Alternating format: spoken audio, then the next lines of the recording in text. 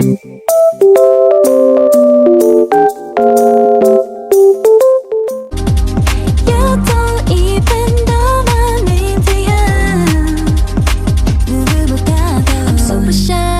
shy, but wait a minute while I make you mine, make you mine. 달리는 지금도 you're on my mind all the time. I wanna tell you, but I'm super shy, super shy. Assalamualaikum warahmatullahi wabarakatuh. Halo semuanya, perkenalkan nama saya Firna Yuliana. Saya adalah mahasiswa program studi Pendidikan Pancasila dan Kewarganegaraan kelas 2A FKIP Universitas Riau tahun 2023. NIM saya yaitu 23051110556. Video ini dibuat untuk memenuhi tugas mata kuliah Pendidikan Kewarganegaraan dengan dosen pengampu yaitu Bapak Nurdiansyah MPD. Baiklah, di sini saya akan menjelaskan materi tentang penerapan Pancasila pada masa Orde Lama dan Orde Baru. Pancasila sebagai pandangan hidup bangsa sebenarnya merupakan perwujudan dari nilai-nilai budaya milik bangsa sendiri yang diyakini kebenarannya. Pancasila digali dari budaya bangsa yang sudah ada, tumbuh, dan berkembang berabad-abad lamanya. Oleh karena itu, Pancasila adalah khas milik bangsa Indonesia sejak keberadaannya sebagai suatu bangsa.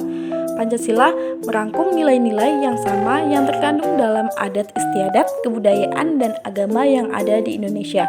Dengan demikian, Pancasila sebagai pandangan hidup mencerminkan jiwa dan kepribadian bangsa Indonesia. Pancasila yang lahir pada tanggal 1 Juni tahun 1945 ini resmi ditetapkan sebagai dasar negara Indonesia dan masih terus digunakan hingga saat ini.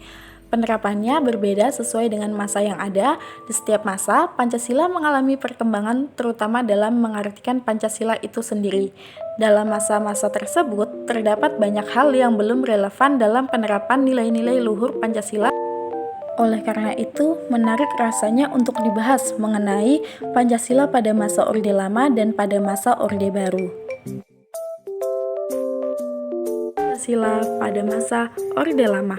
Penerapan Pancasila pada masa Orde Lama tidak terlepas dari situasi politik pada masa itu. Sebagai negara yang baru lahir, Pancasila sudah langsung mengalami introdusir secara keliru oleh rezim yang berkuasa. Penyimpangan banyak terjadi selama masa Orde Lama yang dinahkodai oleh Presiden Soekarno. Di antaranya pada tanggal 5 Juli tahun 1959, Presiden Soekarno mendekretkan kembali UUD tahun 1945. Pada masa itu, Presiden Soekarno menyampaikan konsep yang disebut demokrasi terpimpin yang berlandaskan pada UUD tahun 1945 dan dijiwai Pancasila ini menjanjikan ia seorang yang otoriter. Selain itu, Bung Karno mengembangkan konsep Nasakom, Nasional Agama Komunis. Nasakom dianggap sebagai cara paling tepat untuk mempersatukan bangsa. Tidak semua orang setuju adalah tidak mungkin mempersatukan kaum komunis yang tidak mempercayai adanya Tuhan dengan umat beragama. Dalam menjalankan ide politiknya itu, Soekarno mengembangkan PKI.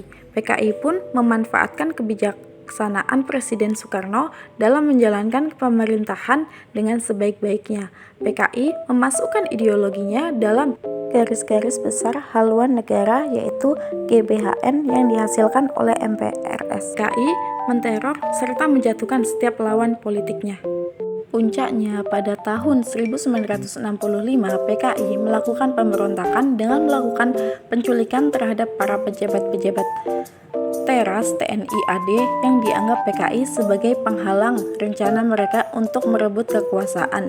Rakyat yang tergabung dalam Front Pancasila tidak puas atas ketidaktegasan pemerintah terhadap G30 SPKI. Presiden Soekarno juga menilai G30 SPKI adalah suatu perbuatan makar jika tidak segera menghukum PKI. Akibatnya, aksi-aksi rakyat semakin meningkat. Kesatuan Aksi Mahasiswa, KAMI, KAPI, dan KAPPI menyampaikan Tritura 3 tuntutan rakyat, yaitu bubarkan PKI, bersihkan kabinet dari unsur-unsur PKI, dan turunkan harga. Pada tanggal 11 Maret tahun 1966, aksi-aksi demonstrasi mencapai puncaknya.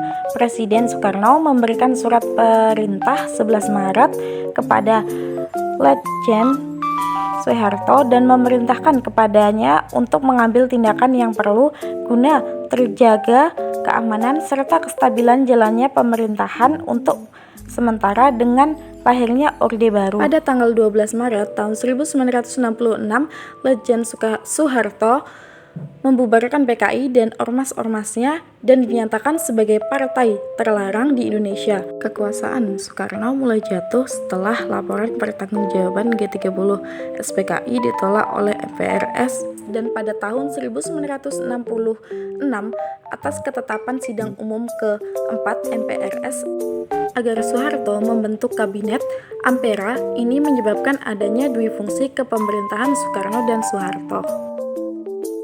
Pada sidang istimewa MPRS tanggal 12 Maret tahun 1967, Soeharto diangkat menjadi pejabat presiden dan memberhentikan dengan hormat Presiden Soekarno dari jabatannya, dan pada tahun 1978 tanggal 27 Maret secara aklamasi MPRS menetapkan Soeharto sebagai presiden.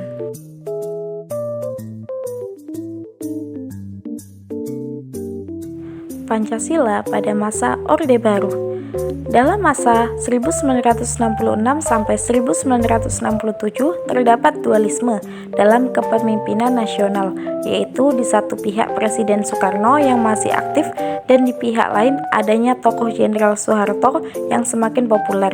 Ia populer berkat prestasinya menumpas pemberontakan G30 SPKI dalam waktu yang singkat, serta melaksanakan dengan pasti usaha-usaha stabilisasi politik dan ekonomi berdasarkan surat perintah 11 Maret tahun 1960. Pada akhirnya kekuasaan diserahkan kepada pengemban ketetapan MPRS nomor 9 MPRS tahun 1966 Jenderal Soeharto di Jakarta 20 Februari tahun 1967, dan setelah itu memasuki masa konsolidasi sejak tahun 1968. Saat itu pemerintah bersama DPR GR menyelesaikan berbagai macam undang-undang yang berkaitan dengan pemerintah dan juga menyelesaikan masalah korupsi dan perselisihan antara kaum pribumi dan non-pribumi. Orde Baru muncul dengan tekad untuk melaksanakan Pancasila dan UUD tahun 1945 secara murni dan konsekuen.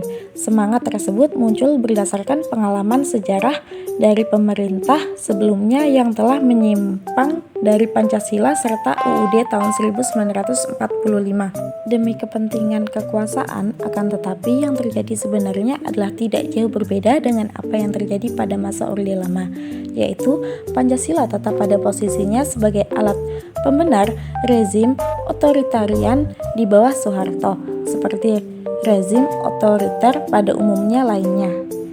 Ideologi sangat diperlukan Orde Baru sebagai alat untuk membenarkan dan memperkuat otoritarianisme negara, sehingga Pancasila oleh rezim Orde Baru ditafsirkan sedemikian rupa sehingga membenarkan dan memperkuat otoritarianisme negara. Maka dari itu Pancasila perlu disosialisasikan sebagai doktrin komprehensif dalam diri masyarakat Indonesia guna memberikan legitimasi atas segala tindakan pemerintah yang berkuasa dalam diri masyarakat Indonesia. Adapun dalam pelaksanaannya, upaya indoktrinisasi tersebut dilakukan melalui berbagai cara, mulai dari pengkultusan Pancasila sampai dengan penataran P4. Upaya pengkultusan terhadap Pancasila dilakukan pemerintah Orde Baru guna memperoleh kontrol sepenuhnya atas Pancasila dan UUD tahun 1945. Pemerintah Orde Baru menempatkan Pancasila dan UUD tahun 1945 sebagai sesuatu yang keramat sehingga tidak boleh diganggu-gugat. Penafsiran dan implementasi Pancasila sebagai ideologi terbuka serta UUD tahun 1945 sebagai landasan kontribusi berada di tangan negara. Penaklukan Pancasila juga tercermin dari penetapan dan kesaktian Pancasila setiap tanggal 1 Oktober sebagai peringatan atas kegagalan G30 SPKI dalam upayanya menggantikan Pancasila sebagai ideologi komunis. Kecenderungan Orde Baru dalam memandang Pancasila sebagai doktrin yang komprehensif terlihat pada anggapan bahwa ideologi sebagai sumber nilai dan norma karena itu harus ditangani melalui upaya indoktrinasi secara terpusat. Pada akhirnya, pandangan tersebut bermuara pada keadaan yang disebut dengan perfeksionisme negara.